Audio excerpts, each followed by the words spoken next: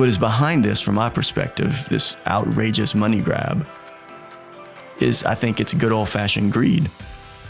I also think that we have a legal system that allows for frivolous lawsuits like this.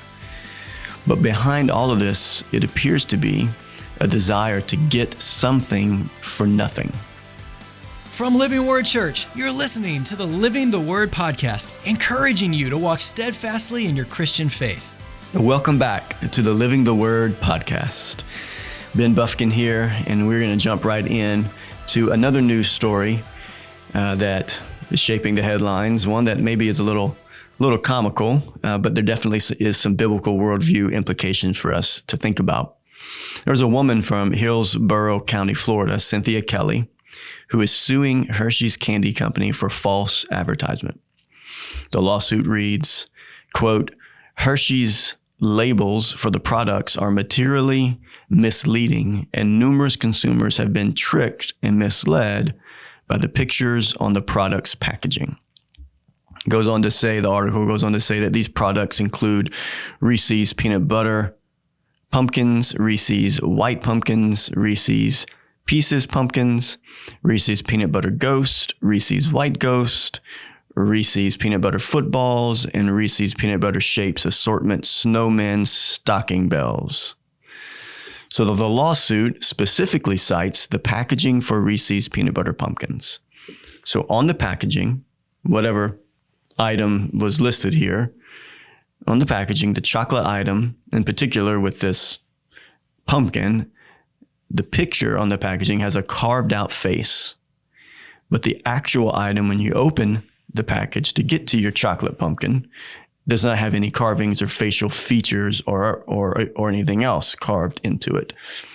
And so Reese's peanut butter bats and Reese's white ghost products, they're similarly noted in the lawsuit for a lack of facial features despite their packaging. So what do we have here? We have a woman in Florida who is claiming that Hersheys is being misleading in the advertisements on their packaging, and that when you open a Reese's pumpkin candy, there is no clearly carved out face to be seen. Therefore, this is false advertisement. Therefore, this woman is not getting what she paid for. And therefore, she wants $5 million in compensation. So, just some things to think about here. How much does a Reese's pumpkin candy cost? Well, depending on where you buy it, it would range between $4 to $5.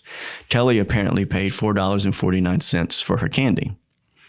So I don't want to get into the definition of false advertisement or whether or not this woman has a valid point. I'll let you decide that for yourself. But from a Christian worldview perspective, I want us to think about the obscene amount of money being asked for in this suit. $5 million. Not just reimbursement for the actual cost of the candy, which would seem reasonable if false advertisement was proved in court, but she wants $5 million. I wonder how many Reese's candies can be bought with $5 million. What is behind this, from my perspective, this outrageous money grab, is I think it's good old-fashioned greed. I also think that we have a legal system that allows for frivolous lawsuits like this. But behind all of this, it appears to be a desire to get something for nothing. And so let's think about that. Let's talk about that. When we think about work, we think about getting something for nothing. How did God design us as human beings, as his creation? So he designed us to work. And I think many of us believe incorrectly about work. When we think about work and God's plan for us as creations, we need only to look to Genesis chapter 2 to understand God's good design for work. So let's think correctly about work. Genesis chapter 2 verses 1 through 2 says this about God. Thus the heavens and the earth were finished, and all the host of them. And on the seventh day, God finished his work that he had done, and he rested on the seventh day from all his work that he had done. So Genesis 2 says that God worked, and then God rested. God worked, and then God rested. Now look a little further down in Genesis 2, verse 15. The Lord God took the man and put him in the Garden of Eden to work it and keep it. So what we have here is mankind reflecting their Creator by working. God worked, God rested. Then God made man and woman. God put man in the garden to work it and to keep it. So work was created before the fall into sin. And this is the wrong perspective that many people have about work. They think that, well, work is under the curse, but work was created before the curse. Work is good by God's design. It wasn't until the fall that work was going to be hard. That was the curse of sin. Work before the fall into sin was apparently not hard and you didn't sweat. But what did God tell Adam after he sinned? By the sweat of your brow, you're going to work. The ground will be hard now, and it'll be hard to produce fruit and crops.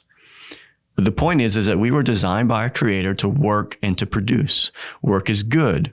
Work glorifies God. Work is how we provide for ourselves and our families. On the other hand, frivolous lawsuits. That is how greedy people get something for nothing. The question is not whether or not Hersheys falsely advertised on their candy packaging. They may have. The question is, does this woman, or anyone else for that matter, deserve $5 million in compensation because of it? I would say that this lawsuit represents the self-focused mantra of our society. We all have rights. We all deserve to get what is coming to us.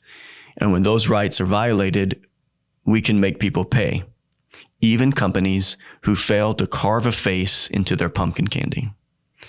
So our response as Christians should be to trust the Lord with the work He's given us and to work wholeheartedly for His glory. We should not be looking for get-rich-quick schemes, but rather we should resist greed, be thankful for all that God has provided for us. Well, thank you for tuning in to another episode of Living the Word podcast. Look forward to our next episode as we look at another biblical worldview perspective. Thank you so much for listening to this episode. If you would like to submit a potential question, a topic, or an idea for a future episode, or learn more about the Living the Word podcast, you can visit us at livingwordhoma.com. We would like to say thanks to all of you who subscribed, shared episodes, and left reviews.